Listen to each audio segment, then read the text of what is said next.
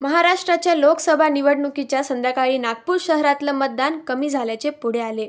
त्यानंतर कारण शोधले असता असे लक्षात आले की 6 विधानसभा मिळून जवळपास 2,25,000 लोक बूथवर येऊन गेले, मात्र ते मतदान करण्यापासून वंचित राहिले. त्यानंतर केंद्रीय मंत्री नितीन गडकरी कार्यालय आणि भारतीय जनता पार्टी त्यांच्या माध्यमातून मागील 1 महिना शोध मोहिमेत जवळपास 6 विधानसभा मिळून 100 किलो कागद तयार होईल इतक्या मोठ्या संख्येत मतदारांची नावे शोधण्यात आली. मतदार यादीतून 1,93,000 मतदारांची नावे गायब आहेत, तर वगळलेल्या नावांची संख्या 33,424 इतकी आहे. म्हणून नवीन मतदार यादी तयार करून ती मतदारांची यादी आता विधानसभेत आणि नागपूर महानगरपालिकेच्या निवडणुकीच्या वेळेस देखील उपयोगी पडणार असल्याने भारतीय जनता पार्टीच्या नागपूर शहरातील कार्यकर्ते आज नागपूर शहराचे जिल्हाधिकारी विपिन ईटनकर यांना मतदानापासून वंचित असलेल्या मतदारांच्या नावांच्या यादी सकट निवेदन देण्यात आले आणि सूचना करण्यात आली की 1 महिन्याच्या आत मतदारांची यादी अपडेट करावी. असे जर महिन्याभरात झाले नाही तर तीव्र आंदोलनाचा इशारा देखील देण्यात आला. 19 एप्रिलला लोकसभेचं मतदान झालं आणि सायंकाळी मतदाराच्या टक्केवारीचा ज्यावेळेस आकडा आला, मतदान काय कमी झालं त्यावर आम्ही सांगितलं की 1 लाख जवळपास 1,94,000 मतदार यांचे नावं गहाळ झालेले आहेत. माननीय जिल्हाधिकाऱ्यांना आम्ही जेव्हा हे सांगितलं त्यानंतर ही त्रुटी निवडणूक आयोगाची आहे. इलेक्शन कमिशन ऑफिसर म्हणून ही माननीय जिल्हाधिकारी साहेबांची आहे. त्यांनी सांगितलं की आम्हाला असं काहीही तक्रार आलेली नाहीये, कुठलेही नावं गहाळ झालेले नाहीये. आम्हाला त्यानंतर ज्या दिवशी आम्ही हा आरोप केला त्यानंतर भारतीय जनता पार्टी आणि माननीय नितीनजी गडकरी यांच्या कार्यालयाने पूर्णपणे आम्ही अभ्यास केला. अभ्यास करून आम्ही नावं तयार केली आणि किती नावं गहाळ झाली याचा पूर्ण गोषवारा, म्हणजे किमान जर त्याचं वजन आम्ही जे दिलं आहे 6 विधानसभेचं 6, त्याचं वजन 100 किलोच्या जवळपास आहे. इतके कागदपत्र आम्ही माननीय जिल्हाधिकारी साहेबांना दिलेले आहे. त्याचा गोषवारा हा असा आहे की दक्षिण पश्चिम 52 इथे 30,121 नावं गहाळ झालेली आहेत. 53 दक्षिण नागपूर आमदार मोहनभाऊ मते यांच्या विधानसभेमध्ये 37,188 नावं गायब झाली आहे. पूर्व नागपूर मान्य कृष्णाभाऊ खोपडे यांच्याकडे 33,349 नावं गायब झाली आहे. मध्य नागपूर मान्य विकासभाऊ कुंभारे आमदार यांच्याकडे 28,960 मतदार गायब झालेले आहे. पश्चिम मध्ये 28,294 मतदार गायब झाले आहे आणि उत्तर नागपुरात सर्वात जास्त 36,194 मतदार गायब झाले आहे. एकूण याची बेरीज केली तर हा आकडा 1,94,000 मतदारांचा आहे. हे मतदार गेले कुठे? मतदानापासून वंचित ठेवणे, त्यांच्या मूलभूत हक्काच्या अधिकारावर गदा आणणे हा दंडनीय अपराध आहे. हे राज्य शासनाचा GR आणि आपला GR सुद्धा म्हणतोय. ही तर त्यांची चूक आहेच. दुसरी चूक कोणती तर मतदान कार्ड जे त्यांना मिळालं तो मतदार यादी कार्ड घेऊन मतदान केंद्रावर मतदार फिरत होता, पण आतमधल्या शासनाच्या यादीमध्ये त्याचं नाव नव्हतं. असं एकूण 33,424 नावं हे डिलीटेड नावं आहे. 2,25,000च्या घरात मतदारांनी मतदान करण्यापासून ह्या राज्य शासनाच्या मान्य इलेक्शन कमिशनने, मान्य निवडणूक आयोगाने वंचित ठेवलाय. हा आम्ही प्रत्यक्ष जो आरोप केला होता हा आरोप आम्ही त्यांना पुराव्यासहित दिलेला आहे. आता त्यांनी अभ्यास करावा. 6 नंबरचे फॉर्म त्यांनी BLAच्या मार्फत भरून घ्यावे. ज्यांचे नावं गहाळ झालेली असतील त्यांच्या घरी मार्क करून त्यांचा RO किंवा त्यांचा BLO पाठवून त्यांनी ते नाव परत मतदार यादीत आणावं, हीच आमची विनंती आहे.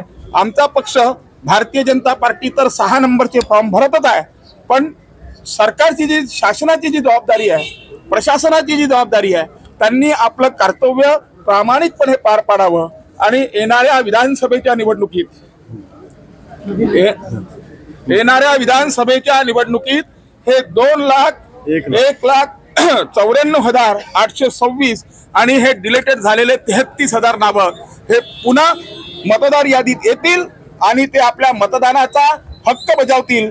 हीच आमची आशा आहे, हीच आमची अपेक्षा आहे. निवडणूक आयोगाने प्रशासनाला जर ऐकलं नाही की आता तुम्ही हे केलं ते न्यायालयीन लढा देण्याची पण तयारी असं आहे. आता बंटी भाऊनी सांगितल्याप्रमाणे आम्ही आज मतदारांची नावं दिली आहेत, म्हणजे एक फार मोठी गोष्ट आहे. आमच्या कार्यालयाला जवळजवळ 25 माणसं 1 महिना काम करावं लागलं की मतदारसंघ निहाय 1,94,826 नावाची यादी दिली. यांची नावं का कापली? आम्ही त्यांना मतदार निहाय कारण मागितलेलं आहे. 1 महिन्याचा वेळ दिलेला आहे. यांच्या घरी त्यांचा BLO गेला पाहिजे, इलेक्शन कमिशनची माणसं गेली पाहिजे आणि याचं नाव मतदार यादीतून का कापलं याचं राष्ट्रीय पक्ष म्हणून भारतीय जनता पक्षाला त्यांनी कळवलं पाहिजे, हे त्यांना आज आम्ही सांगितलं. तसं दुसरं जे सांगितलं की मतदार यादीमध्ये नाव होतं, म्हणजे आता जी लोकसभा झाली या लोकसभेमध्ये 22,56,705 एवढी मतदाराची नाव मतदार यादीत छापली, परंतु त्याच्यापैकी 33,424 नावांवर डिलीटेडचा टप्पा मारला. म्हणजे आताच नावं छापली आणि लगेच डिलीटेडचा टप्पा मारला. हा का मारला? ही नावं देखील आम्ही त्यांना मतदार निहाय काढून दिलेली आहे. म्हणजे आज जसं बंटीभाऊंनी सांगितलं 100 किलो वजनाचं नावासहित निवेदन या इलेक्शन कमिशनला दिलेलं आहे आणि नाव निहाय कारण का नाव टाकलं आणि त्याचं लिगल कारण असेल तर ठीक आहे, नाही तर याचं नाव पुन्हा नव्याने मतदार यादीमध्ये समाविष्ट करावं अशी मागणी आणि ते 1 महिन्याच्या आत करावं अशी मागणी केली आहे. दुसरं, इलेक्शन कमिशनने पुन्हा सुधारित मतदार यादीचा जो कार्यक्रम घोषित केला याच्यामध्ये केवळ 2 शनिवार आणि 2 रविवार ह्याच तारखा दिलेल्या आहेत. त्या तारखा आहेत 27 जुलै, 28 जुलै, 3 ऑगस्ट आणि 4 ऑगस्ट. जरी 4च तारखा दिल्या असेल तरी आम्ही कलेक्टर साहेबांना विनंती केली आहे की इथून पुढच्या दर शनिवारी आणि रविवारी मतदान केंद्रावर आपले BLO आणि अधिकारी गेले पाहिजे. त्या ठिकाणी मतदाराला आपलं नाव नाही तर फॉर्म नंबर 6 भरायला मिळाला पाहिजे. या गोष्टीसाठी आम्ही त्यांना विनंती केली. 1 महिन्याच्या आत जर या 2.25 लाख लोकांच्या नावाच्या बद्दलचा निर्णय नाही झाला तर आम्हाला 1 महिन्यानंतर वेगळ्या आंदोलनाची या ठिकाणी रूपरेषा ठरवावी लागेल. हेच आम्ही आजच्या निमित्ताने यामध्ये एक तिसरा विषय आम्ही घेतलेला आहे की आपण मतदानाच्या दिवशी सर्वजण मतदान केंद्रावर होतात आणि मतदान केंद्रावर बघितलं असेल की लांबच लांब रांगा होत्या आणि त्या रांगा जो मतदान करायला आला त्याला किमान 2 ते 3 तास हे मतदान करायसाठी लागत होते. रात्री 9 वाजेपर्यंत मतदान नागपुरात चाललेलं आहे. जो 1600-1500चा जो बूथ आहे, भारतीय जनता पार्टी हे निवेदन राज्य शासनाला आणि केंद्रीय निवडणूक आयोगाला देते आहे की हे मतदान केंद्र याच्यामध्ये जो बूथ 1500चा आहे हा किमान 1000चा बूथ करावा, किमान 800चा बूथ करावा आणि जर बूथ क्रमांक 395 असेल तर बूथ क्रमांक 395A आणि बूथ क्रमांक 395B असं 2 बूथ करून 2 मतदान केंद्र करावे, म्हणजे जेणेकरून लवकरात लवकर मतदानाची प्रक्रिया जी आहे ही लवकरात लवकर होईल आणि मतदारांना उन्हात उभा राहायचा त्रास सुद्धा होणार नाही आणि 2 बूथ असल्या कारणाने 100% मतदान होईल. हाच आमचा भारतीय जनता पक्षाचा ही अपेक्षा है और ही आशा है. जैसा अभी हमारे शहर अध्यक्ष बंटीभाऊ कुकड़े ने आपको बताया कि 19 अप्रैल को जो चुनाव हुआ उसमें कम से कम 2.25 लाख मतदाताओं के नाम इस मतदान सूची में नहीं है. यह प्रतिशत टोटल वोटर्स के 10% है. मतलब 10% लोगों को मतदान से वंचित रखा गया जो उनका कॉन्स्टिट्यूशनल राइट था. और ये जिस दिन हमने ये बताया कि ऐसा ऐसा हुआ है तो उस दिन वो चीज़ मानने को तैयार नहीं थे. हमने महीने भर के अंदर इसकी स्टडी करके आज ये पूरे 2.25 लाख मतदाताओं के नाम जो कभी मतदार थे, जिन्होंने 2019 के लोकसभा और 2019 के विधानसभा में मतदान किया था लेकिन 2024 के लोकसभा के मतदान से उनको वंचित रखा गया, इनकी सूची 2.25 लाख मतदाताओं की सूची आज हमने जिलाधिकारी महोदय को सबमिट किया है और उनको बताया है ये सूची में के हर नाम का आप वेरिफिकेशन करें और बाद में मतदार निहाय हमें रीजन बताए कि इसका नाम मतदार सूची से क्यों डिलीट किया गया और यदि वो सही है तो फिर से उसको मतदार यादी में लाना चाहिए. इसके लिए 1 महीने का समय भारतीय जनता पार्टी करके हमने दिया है. इसके बाद की रणनीति 1 महीने के बाद तय करेंगे.